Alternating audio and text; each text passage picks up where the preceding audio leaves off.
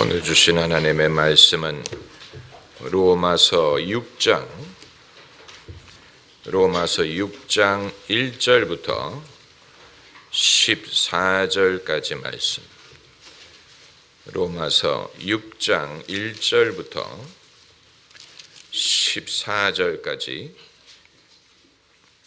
우리 함께 읽겠습니다. 그런즉 우리가 무슨 말하리요? 은혜를 더하게 하려고 죄에 거하겠느뇨? 그럴 수 없느니라. 대제하여 죽은 우리가 어찌 그 가운데 더 살리요? 무릇 그리스도 예수와 합하여 세례를 받은 우리는 그의 죽으심과 합하여 세례받은 줄을 알지 못하느뇨? 그러므로 우리가 그의 죽으심과 합하여 세례를 받음으로 그와 함께 장사되었나니 이는 아버지의 영광으로 말미암아 그리스도를 죽은 자 가운데서 살리심과 같이 우리로 또한 새 생명 가운데서 행하게 하려 하심이라. 만일 우리가 그의 죽으심을 본받아 연합한 자가 되었으면 또한 그의 부활을 본받아 연합한 자가 되리라. 우리가 알거니와 우리 옛사람이 예수와 함께 십자가에 못 박힌 것은 죄의 몸이 멸하여 다시는 우리가 죄에게 종노릇 하지 아니하려 함이니 이는 죽은 자가 죄에서 벗어나 죄를 만일 우리가 그리스도와 함께 죽었으면 또한 그와 함께 살 줄을 믿노니 이는 그리스도께서 죽은 자 가운데서 사셨음에 다시 죽지 아니하고 사망이 다시 그를 주장하지 못할 줄을 알미로라. 그의 죽으심은 죄에 대하여 단번에 죽으시며 그의 살으심은 하나님께 대하여 살으심이니 이와 같이 너희도 너희 자신을 죄에 대하여는 죽은 자요 그리스도 예수 안에서 하나님을 대하여는 산 자로 여길지어다. 그러므로 너희 죄로 너희 죽을 몸에 왕노릇하지 못하게 하여 몸의 사욕을 순종치 말고 또한 너희 지체를 불의의 병기로 의에게 오직 너희 자신을 죽은 자 가운데서 다시 산 자 하나님께 드리며 너희 지체를 의의 병기로 하나님께 드리라. 죄가 너희를 주관치 못하리니 이는 너희가 법 아래 있지 아니하고 은혜 아래 있음이니라. 아멘. 오늘 본문은 로마서에서 가장 취약한 부분이고 바울 신학에서도 가장 취약한 부분입니다. 바울이 5장까지 한 말을 번복하는 듯한 느낌을 우리가 갖는 이유가 거기에 있습니다. 그렇기 때문에 많은 사람들이 로마서를 읽다가 이 부분에 와서 고개를 갸우뚱합니다. 왜냐하면 5장까지는 복음을 통하여 하나님의 의가 나타났고 믿음으로 의롭다함을 받고 행함으로 말미암는 것이 아니고 하나님의 은혜다, 전적으로 하나님의 은혜의 역할을 말하다가 6장에 와서 바울이 믿음으로 의롭다함을 받은 사람이 여전히 죄를 지을 수 있는 가능성의 문제에 대해서 말을 하기 때문입니다. 이 부분이 바울 신학의 가장 큰 취약점이고 이 사실을 바울도 알고 있었을 것이고 초대 교회의 사도들과 선지자들도 알고 있었으리라고 봅니다. 그래서 거기에 반론을 제기한 사람들이 의외로 많이 있습니다. 신약 성경에서 가장 두드러지게 믿음으로 구원받는다는 신학의 반론을 제기한 사람이 야고보입니다. 야고보가 말하기를 행함이 없는 믿음은 죽은 믿음이다. 행함이 없는 믿음이 너희를 구원하리요. 이것은 마치 야고보가 바울을 염두에 두고 말한 것 같은 느낌을 우리에게 줍니다. 그리고 또 바울을 염두에 두고 바울 신학에 대해서 견제하는 말을 하고자 한 사람은 마태라고 봅니다. 마태. 왜냐하면 마태복음에 예수님이 가르치신 가장 첫 가르침 중에 하나가 내가 율법이나 선지자를 폐하러 온 줄로 생각하지 말라. 폐하러 온 것이 아니요 온전케 하러 왔느니라. 그러면서 이와 같이 가르치는 자는 천국에서 가장 작은 자라 일컫게 되리라.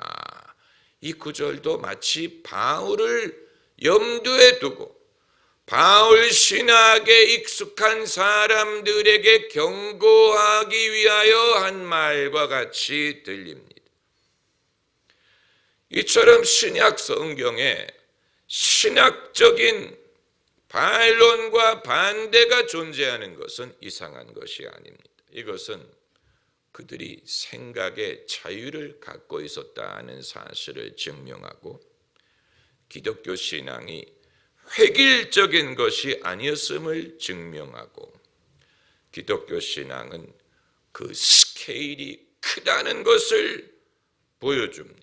오늘날 우리가 개신교와 천주교 간의 신학적인 차이에 대해서 말하지만 신약 성경에서 발견하는 그 가르침의 규모와 스케일은 개신교와 천주교를 다 용납할 만한 그런 규모입니다. 다양함과 넓이가 신약 성경에 존재합니다. 바울 신학의 가장 큰 취약점은 사람이 행위가 아닌 거룩함이든 의로움이든 경건함이든 행위가 아닌 믿음으로 하나님의 은혜로 말미암아 의롭다함을 얻었는데 의롭다함을 얻은 후에 여전히 죄를 지을 수 있는 가능성에 대한 것입니다. 이걸 어떻게 설명하느냐 하는 것입니다. 바뀐 것이냐 안 바뀐 것이냐, 죄를 지어도 된다는 말이냐 지면 안 된다는 말이냐, 이전의 죄는 사함을 받았는데 믿은 후에 지은 죄도 똑같이 사함을 받는다는 말이냐, 그렇다면 죄를 지어도 된다는 말이 아니냐, 그 문제가 뭔지 여러분 충분히 이해하실 것입니다. 바울 자신도 그 질문에 당면했기 때문에 1절에서 침을 튀기면서 말을 하는 거예요. 그런즉 우리가 무슨 말하리요? 은혜를 더하게 하려고 죄에 거하겠느뇨? 그럴 수 없느니라. 아주 강한 부정인데, 강하게 부정을 한다는 말은 그만큼 여기에 대해서 민감하다는 얘기입니다. 그러다 보니까 그럼 지금까지는 은혜로 의롭다함을 얻었다고 말했다가 그럼 죄를 지어도 된다는 말이냐에 대해서는 그럴 수 없지, 이렇게 말을 하는 것은 약간 지금까지 한 말을 번복하는 듯한 느낌을 줍니다. 번복. 차라리 도덕적인 해이의 문제가 존재한다는 사실을 인정하는 것이 나을 뻔했어요.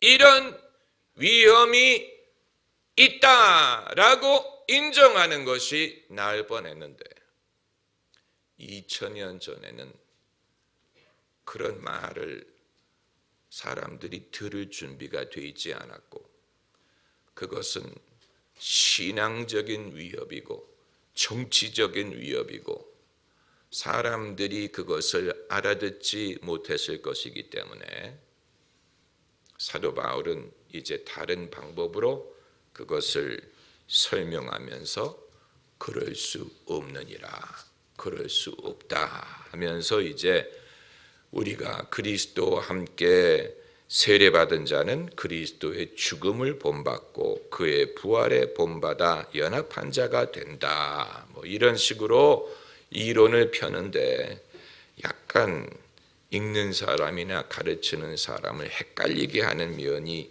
있습니다.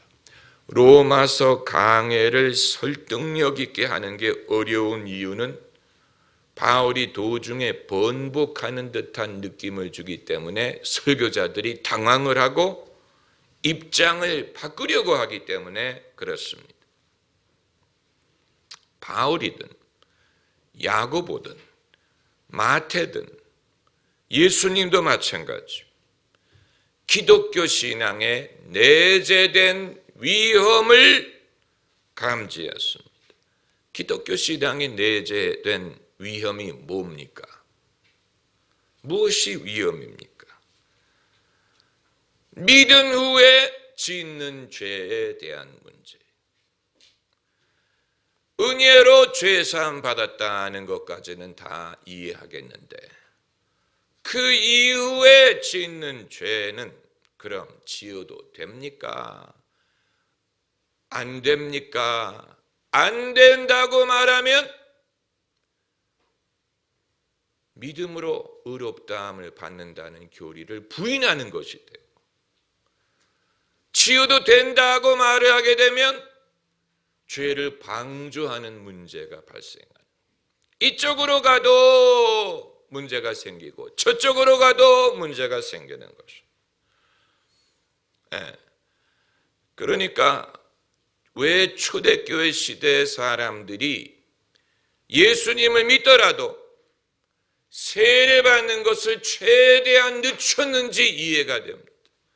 왜냐하면 그 당시에 뭐라고 가르쳤냐면 세례받기 전에 죄는 용서를 받을 수 있지만 세례받은 다음에는 죄를 지으면 안 되기 때문에 사람들이 최대한 늦춰서 죽기 직전에 세례를 받으려고 해서 콘스탄틴 대제가 기독교를 승인을 했으면서도 세례를 본인이 늦게 받았어요. 왜냐하면 자신이 없었기 때문에 내가 세례받은 후에 성경 말씀대로 살 자신이 없다고 생각을 해서 본인도 세례를 늦게 받은 것인데 그것은 무엇을 보여주냐면 그들의 고민을 보여주는 것입니다. 그들도 이 문제를 놓고 씨름한 거예요. 믿은 후에 죄 문제에 대해서 믿은 후에 죄를 지으면 구원을 잃는다고 가르쳤어요. 그런데 그건 성경적이지가 못하죠. 왜냐하면 애초에 구원을 얻은 것이 내 공로로 얻은 것이 아닌데 얻은 후에 공로를 세우지 못한다고 빼앗아가 버리면 그럼 애초에 은혜로 구원을 얻는 게 아니라는 말이 되는 것입니다. 그건 마치 무엇과 같으냐면 누가 양자를 삼았어요? 어떤 애를 데리고 와서 자기 자식을 삼았어요. 부자가 귀족이 가난한 아이를 데려다가 자기 자식을 삼았어요. 어떤 자격이라든가 어떤 그런 사회적인 품위가 있기 때문에 데리고 온 게 아니에요. 그런 게 전혀 없지만 자격이 없는 애를 데려와서 양자를 삼았는데 양자를 삼고 나서 보니까 애가 품위가 없어. 그리고 이 자리에 어울리지 않는 것 같아. 그래서 야 보니까 너는 내 자식이 될 자격이 없는 것 같다라고 내쫓는 것과 같은 것입니다. 그럼 애초에 왜 데리고 왔느냐? 애초에 데리고 왔을 때는 어떤 기준이었고 내쫓을 때는 기준이 바뀌었느냐? 그것과 똑같은 문제가 되는 것입니다. 그러니까 우리가 자격이 없고 공로가 없는데 온전히 주님의 은혜로 말미암아 구원을 얻는 것은 구원받기 이전이든 이후든 마찬가지. 다만 그렇게 되면 죄를 지어도 된다. 그 말은 죄를 지어도 하나님이 용서할 테니 죄를 방조할 수 있는 위험이 발생하는 것은 사실이에요. 그걸 극구 부인하려고 하다 보니까 부작용을 빚은 거예요. 그걸 인정하는 것이 나아요. 맞습니다. 그런 위험이 존재합니다 라고 인정을 하면 이 문제를 잘 풀 수 있는데 그걸 극구 부인하려고 하다 보니까 아주 다시 번복하고 옛날로 돌아가는 그런 문제가 발생을 하는 것입니다. 그런데 이 위험은 똑같은 위험이 민주주의 사회에도 존재합니다. 민주주의에는 내재된 위험이 있어요. 또 사람을 인격적으로 대하는 모든 사례에는 내재된 위험이 있어요. 부모가 자식을 인격적으로 대해보세요. 어떤 통제하거나 금지하지 않고 자율성을 주고 스스로 알아서 하도록 하게 되면 자식이 그것을 잘 받아들여서 부모의 기대대로 자라날 수도 있지만 그걸 감당하지 못해서 타락하거나 부모의 의도를 이용할 위험이 존재하죠. 또 고용주가 직원을 인격적으로 대해서 자율성을 부여하고 여러분이 충분히 스스로 판단해서 할 줄로 믿습니다 하면 그걸 고맙게 여기고 충실하게 일하는 고용인도 있지만 그걸 이용해서 사기를 친다든가 주인에게 피해를 입힌다든가 주인이 볼 때만 일하는 척하는 그런 일이 발생할 수도 있습니다. 민주주의 국가에도 위험이 존재합니다. 왜냐하면 대중에게 국가의 미래를 책임질 정치인을 뽑게 만들기 때문에 국민들이 지혜롭고 판단력이 뛰어난다면 민주주의가 잘 보존될 수 있지만 그게 아니고 국민들이 포퓰리즘에 이끌린다든가 판단력을 잃는다든가 이렇게 하게 되면 여러분 히틀러가 처음 독일의 수상이 된 것은 선거에 의한 것이었다는 사실을 아십니까? 히틀러가 민주적인 방법으로 독일의 수상으로 선출이 됐어요. 그런데 선출된 다음에 그때부터 민주주의를 허물기 시작해서 독재자가 되었죠. 그러니까 민주주의에도 위험이 있는 거예요. 그럼 이런 위험을 우리가 부인하고 막으려면 어떻게 해야 되느냐? 그 반대 방향으로 갈 수밖에 없는 것입니다. 그러니까 부모는 자식을 엄격하게 통제하고 금지하고 벌을 주고 체벌을 하고 애가 아버지만 보면 기가 죽고 겁을 먹게 만들면 말을 잘 듣습니다. 순종을 합니다. 그러나 기가 죽고 두려워하고 부모를 순종하는 동기가 어떤 사랑이나 즐거움이 아닌 벌 받을까 봐 두려워하는 마음으로 순종하는 것이 되겠죠. 또 고용주가 고용인들을 믿지 못하고 엄격하게 통제를 하게 되면, 그러면 사방에 CCTV를 설치해서 그 근무하는 것을 24시간 지켜보고 컴퓨터에 어떤 사이트를 접속하는지, 어떤 글을 입력하는지를 일일이 다 기록을 하고, 누구를 만나는지, 커피 타임을 얼마를 갖는지, 이런 것을 일일이 조사하고 통제하고 그렇게 할 것입니다. 그리고 국가도 마찬가지. 나는 대중을 믿지 못하겠다, 국민들의 선택을 믿지 못하겠다, 그러면 어떻게 됩니까? 민주주의를 폐기하고 강한 지도자가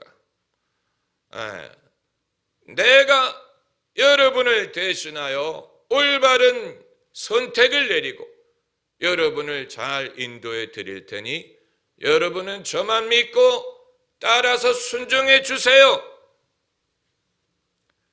독재 국가가 탄생을 하는 것이죠. 이것이 신앙에도 그대로 적용이 됩니다. 신앙에도 그대로 적용이 됩니다. 예수님이 주시는 자유를 감당하지 못하는 기독교인들도 있습니다. 이상한 거예요. 그게 신앙으로 여겨지지가 않는 거예요. 그래서 그런 성도는 죄를 짓든가 아니면 자유를 반납하고 자기를 엄하게 통제하는 종교를 따라가려고 합니다. 사이비 이단, 율법주의, 컬트 종교를 따라가는 사람들의 동기가 거기에 있습니다. 거기에 들어가면 뭔가 정말 신앙생활하는 것 같아요. 교주가 엄격하게 명령하는 대로 따라가야 돼. 그대로 열심을 내야 돼. 근데 그렇게 하면 뭔가 신앙생활을 열심히 하는 것 같고 잘하는 것 같아. 이런 사람들은 그리스도 예수 안에서 하나님의 은혜가 우리에게 주는 자유를 두려워하고 그게 차라리 없기를 바라는, 나에게 자유를 주지 말고 나를 엄하게 통제해 주십시오라고 말하는 것과 마찬가지. 이 여성 중에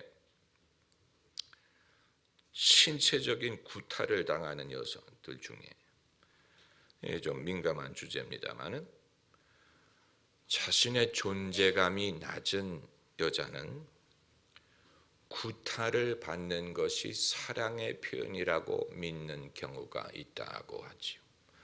그러니까 그이가 날 사랑하기 때문에 때리는 거야, 이렇게 생각한다는.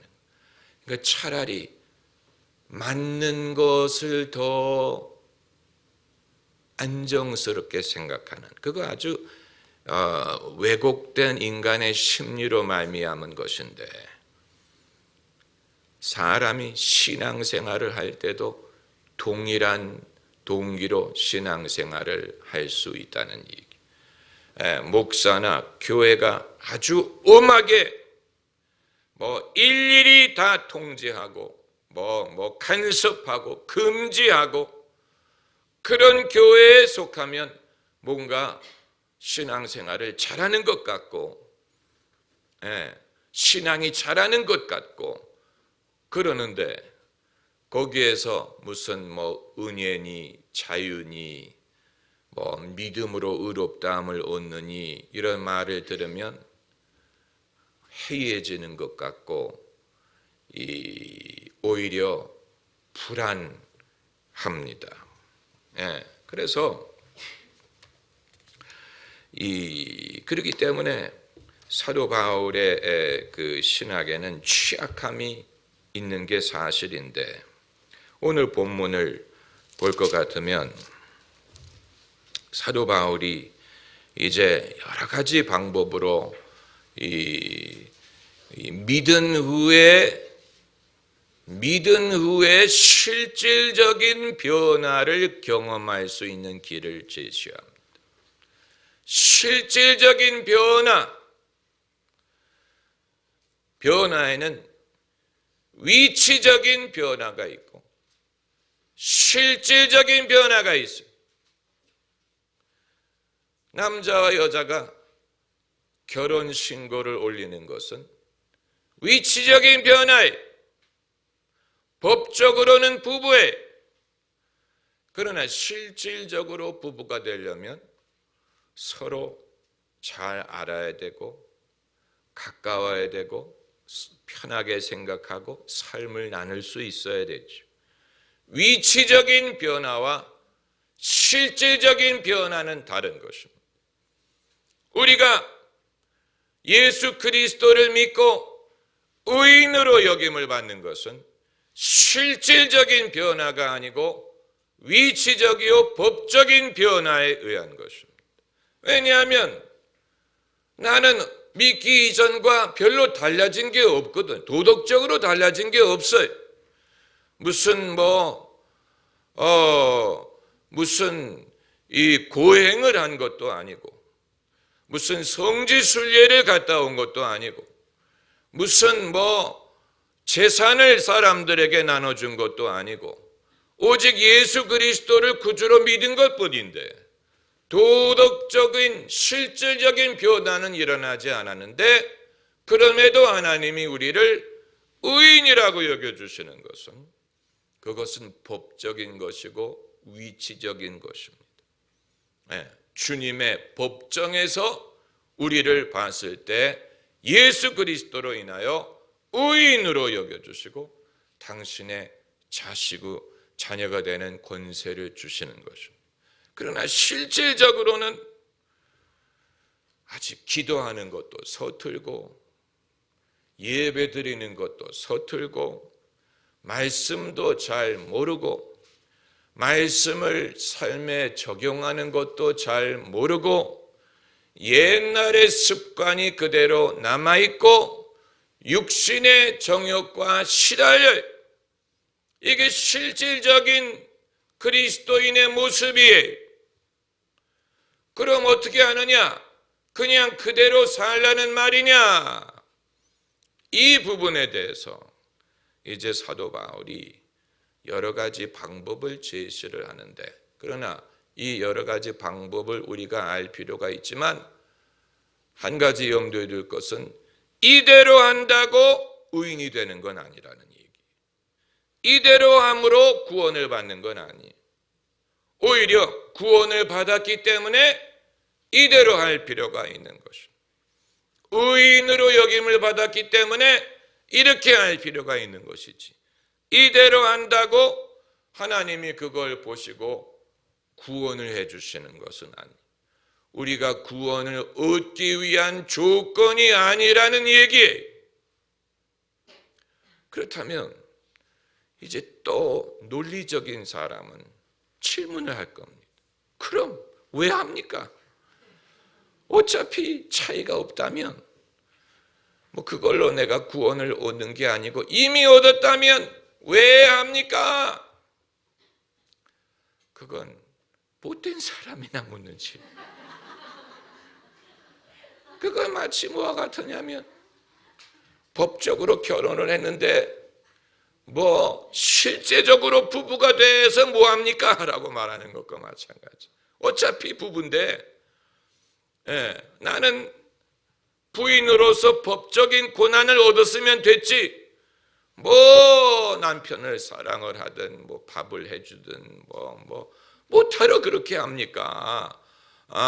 이미 법적으로 부부가 된 것으로 족하지. 그런 사람은 좀 이상한 사람. 그러니까 그 즐거움과 행복과 그것이 나로 하여금 누리게 하는 모든 혜택과 이 혼자 있는 것이 좋지 못하고 같이 가정을 이루는 것과 사랑을 키워나가는 것의 의미를 모르기 때문에 그런 말을 하는 것처럼, 내가 이미 믿음으로 의롭다함을 얻었으니 뭐 굳이 그렇게 경건하게 살려고 애를 쓸 필요가 뭐가 있습니까? 어차피 구원은 받았는데, 한 번 해병은 영원한 해병인 것처럼 한 번 구원은 영원한 구원 아닙니까? 뭐 그래 구원 받았으니 주님 천국에서 뵈어 저는 이제 가서 저의 삶을 살겠습니다. 그렇게 하는 사람도 있어요. 주님 천국에서 뵈어 감사합니다. 깨끗함을 받았지만 떠나간 9명의 문득병자가 그런 경우, 예수님 감사해요. 안녕히 계세요. 이제 저는 저의 삶을 살겠습니다. 아디오. 그렇게 해도 주님이 그들을 잡을 수는 없는 거예요. 잡을 수 없어요. 무엇으로 잡겠습니까? 너 그러면 다시 문둥병이 돌아올 거야. 그렇게 되면 주님만 쪼잔한 분이 됐죠. 주님의 그 은혜와 이것을 번복할 수가 없는 거예요. 하나님의 은사와 부르심에는 후회하심이 없느니라고 했기 때문에 그걸 주님이 거두어 드리지를 않습니다. 그러나 그건 미련한 일이. 그렇잖아요. 그러지 않고 주님 천국에서 뵈어 안녕히 계세요. 이제 저는 저의 삶을 살겠어요. 그 사람은 주님과 함께 길 가기를 거부하는 것이고, 그것이 얼마나 즐거운 것인가를 모르는 것이고, 그 삶을 부정하는 것이 될 것입니다. 신앙, 그러니까 구원받은 이후에 우리가 이 모든 것을 해야 될 이유를 우리가 분명히 알아야 돼요. 구원받은 이후에 이미 받았는데 못하러, 이제 그래서 이제 목사님들이 성도들의 그 뭐라 그럴까, 관심을 끌어내기, 동기를 부여하기 위하여 어떤 트릭을 쓰냐면, 구원은 은혜로 받지만 축복은 행함으로 받습니다. 축복을 강조하면서 축복을 받으려면 뭘 해야 되고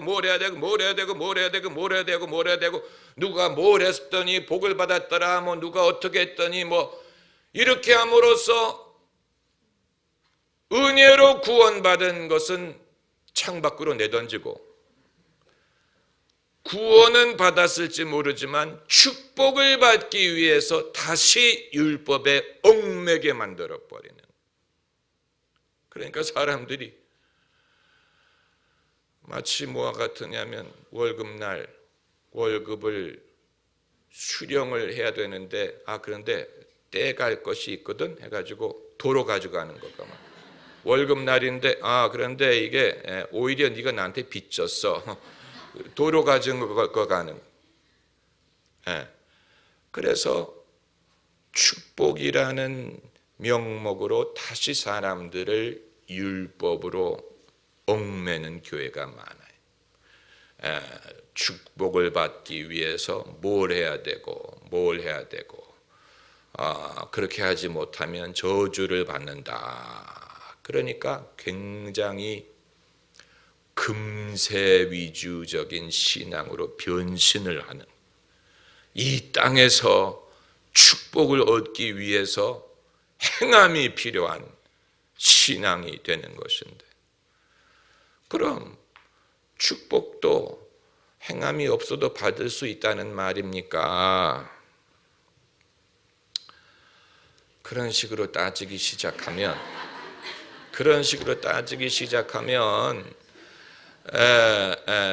이게 성립이 되지를 않습니다.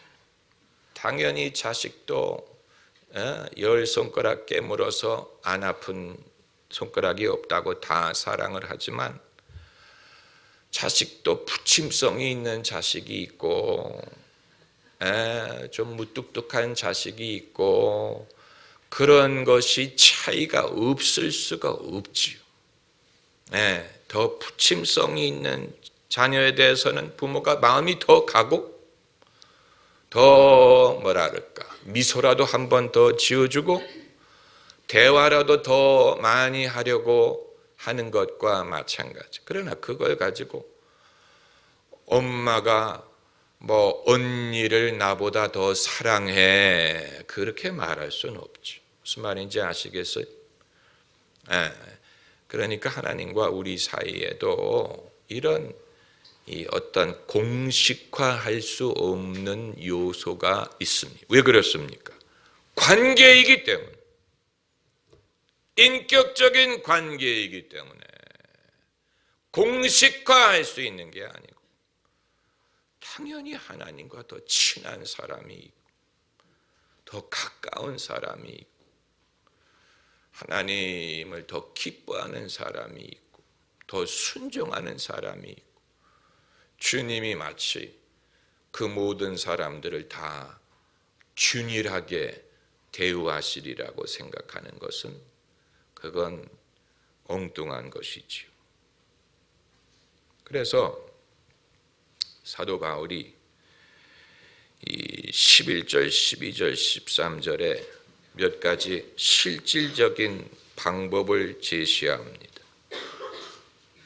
11절에는 이와 같이 너희도 너희 자신을 죄에 대하여는 죽은 자요 그리스도 예수 안에서 하나님을 대하여는 산 자로 어떻게 할지어다 여길지어다 인식의 변화를 명합니다. 우리 자신을 어떻게 여길 것이냐?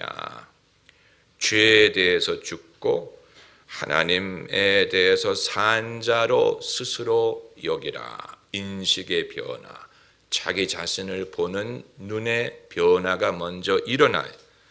그리고 그 다음이 12절에 그러므로 너희는 죄로 너희 죽을 몸에 왕노릇하지 못하게 하여 몸의 사욕을 순종치 말고 또한 너희 지체를 불의의 병기로 죄에게 드리지 말고 오직 너희 자신을 죽은 자 가운데서 다시 산 자와 같이 하나님께 드리며 드리는 우리의 삶을 적극적으로 드려요.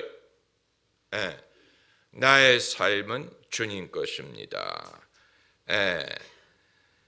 너희 지체를 의의 병기로 하나님께 드리라. 의의 도구로 하나님께 드리라. 그러니까 우리의 삶을 의의 도구로 하나님께 드리면 그만큼 더 의로운 일을 위하여 하나님이 우리를 쓰실 일들이 많아지는 것입니다. 그렇다고 우리가 의인이 되는 건 아니에요. 의인은 이미 됐어요. 이미 의인은 됐어요. 그러나 의의 병기로 자기 자신을 드리는 사람과 그러지 않고 계속해서 불의의 병기로 드리는 것과는 당연히 차이가 있지. 의의 병기로 드리게 되면 어떻게 되느냐? 불의의 도구로 드리는 일이 현저하게 줄어들게 됩니다. 그러니까 죄라는 것이 죄를 지을 기회와 죄를 지을 이유와 죄를 지을 마음이 당연히 줄어들게 됩니다. 그건 부득이 그런 게 아니고 의로운 일이 더 좋고 더 유익하고 더 안전하고 더 평안하고 더 복이 되고 더 옳은 것을 분별할 수 있기 때문에 그런 것입니다. 이후에 로마서에 나오지만 모든 것이 나에게 가하나 모든 것이 유익하지 아니하니 아주 중요한 기독교 윤리의 원칙입니다. 가하냐 불가하냐를 따지기보다는 유익하냐 유익하지 않느냐를 따져도 우리가 어떻게 행해야 될지를 충분히 분별할 수 있다는 가르침입니다. 할렐루야. 기도하십시다.